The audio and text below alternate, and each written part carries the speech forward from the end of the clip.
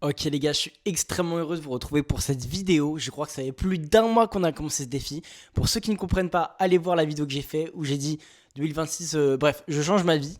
C'était la première vidéo où j'ai décidé de mettre chaque semaine de nouvelles habitudes en place pour ne pas faire comme d'habitude où on va se dire tiens, j'ai des idées, j'ai envie de me motiver, aujourd'hui je vais tout changer dans ma vie et bam, tu changes tout d'un coup, tu tiens une journée, 2 journées, 3 journées si t'es chanceux. Et très souvent, au bout de la quatrième, t'abandonnes si tu ne l'as pas fait avant. Et c'est justement pourquoi cette technique est très intéressante, car elle consiste à seulement mettre 2 actions, 2 habitudes à effectuer dans ta semaine. Et au final, au bout d'une semaine, en fait, c'était super facile parce que juste dans ta journée, tu dis ah, j'ai à faire ça et ça. 2 trucs. Pas 46 000 trucs, pas la routine parfaite. 2 trucs. Ce qui est beaucoup plus simple.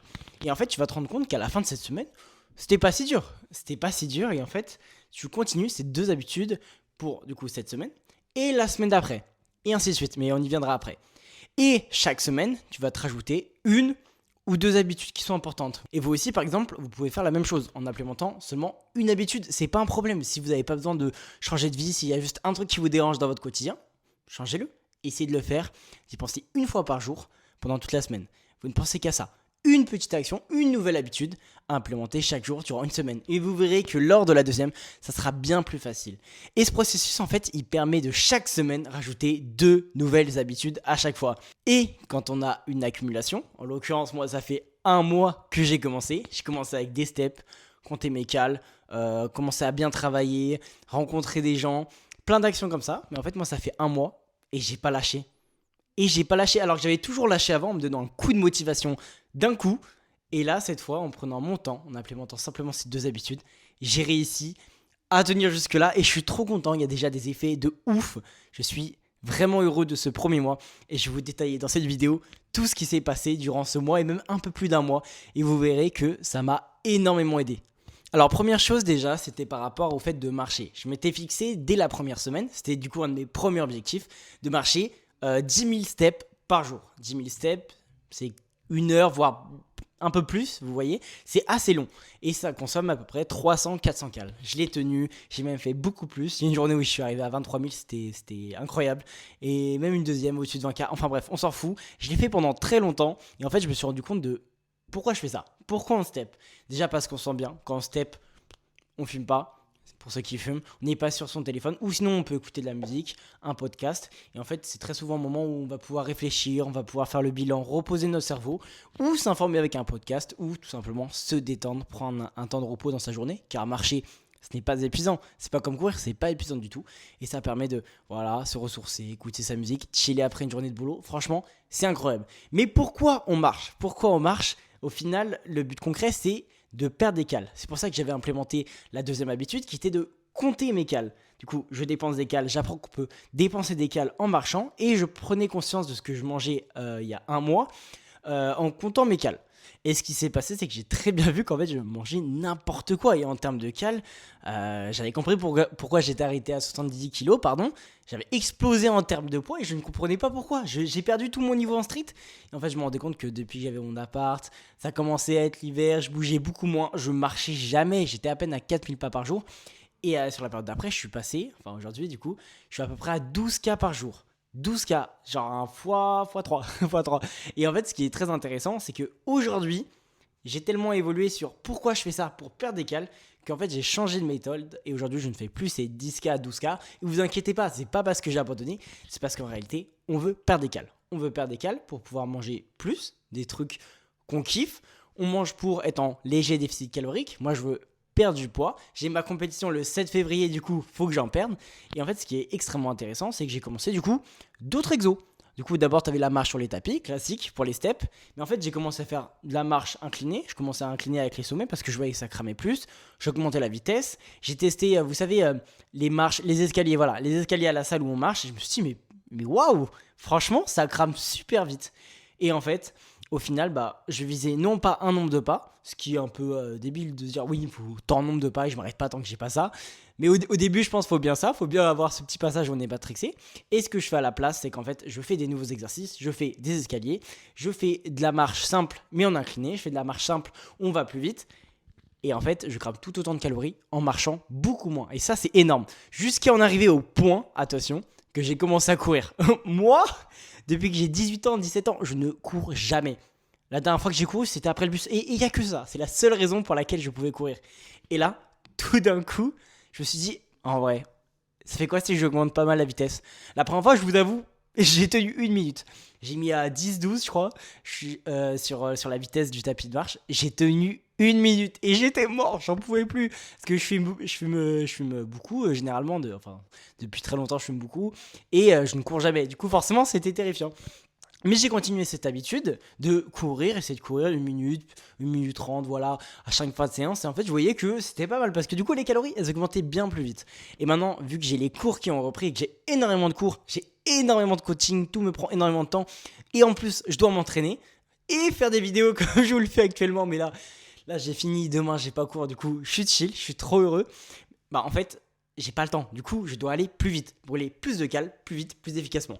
Du coup, maintenant, la technique que je fais, c'est que d'abord, je fais un peu de marche classique pour s'échauffer. Je fais ma séance à côté, bien sûr, avant. Ensuite, je fais les marches inclinées et je brûle à peu près 50 à 80 cales parce que ça fait mal au bout d'un certain moment au niveau des jambes. Et mon but, c'est pas de faire de l'hypertrophie. Et j'ai pas trop envie de muscler mes jambes parce que je fais du street, justement. Ensuite, je fais de la marche déclinée, inclinée, à 9. Du coup, c'est pas mal, ça crame bien plus déjà. Et je mets la vitesse à peu près à 5-6, qui fait un rythme qui commence à cramer pas mal les mollets. Une fois que j'ai les mollets assez cramés, que j'ai fait à peu près 100 cales de marche classique et genre 50-80 cales d'escalier, je me dis, let's go. Maintenant, je cours. Et en fait, ce qui se passe depuis cette dernière semaine, c'est pour ça que je me dis, c'est le bon moment de vous faire le bilan, c'est que je cours de plus en plus sur la fin. Et aujourd'hui, tenez-vous bien, j'ai tenu 20 minutes. Et pour moi, avant, peut-être pour vous, c'est facile. Et vous vous rendez pas compte d'à quel point je pars, mais courir 20 minutes, pour moi, c'était impossible. Le cardio, ça allait. Et oui, le cardio, ça allait. Le cardio, ça allait. Alors qu'avant, c'était impossible. Parce que j'ai fait 1 minute, 2 minutes, 3 minutes. Je voyais que 5 minutes, ça passait. 6 minutes, 7 minutes, etc. Et j'en suis arrivé à 20 minutes. Juste en implémentant ces habitudes, il y a un mois, j'ai autant évolué. Maintenant, je mange beaucoup mieux parce que j'ai pris conscience de ce que je mangeais. De plus, c'est beaucoup moins cher parce que je mange moins. Je mange moins de la merde et très souvent, manger de la merde, c'est très cher. Du coup, je dépense beaucoup moins, même dans ma vie en général. Je sais pas pourquoi je dépense beaucoup moins, mais surtout en nourriture.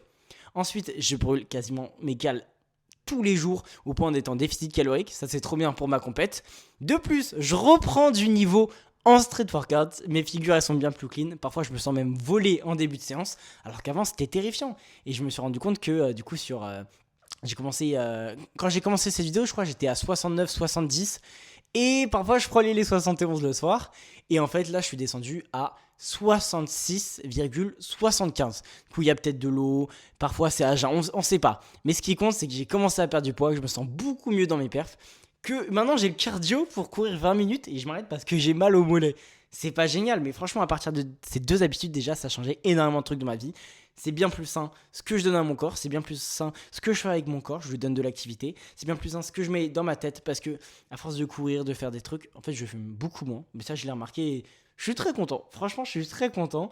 Euh, et voilà, et en fait à partir de ces deux habitudes, il y en a tellement qui ont découlé. Et même si bien sûr parfois je me dis, enfin j'ai des bad moods, vous savez, ça m'arrive assez fréquemment, je fais une nuit blanche, je réfléchis trop et je me dis putain j'ai pas avancé. Mais au final je me dis quand même, putain, c'est cool. Et avec du recul, quand je suis dans un bon mood, je sais qu'en vrai, je suis sur la bonne voie et que ça a trop bien marché pour l'instant et je compte pas arrêter là. Franchement, je suis trop content.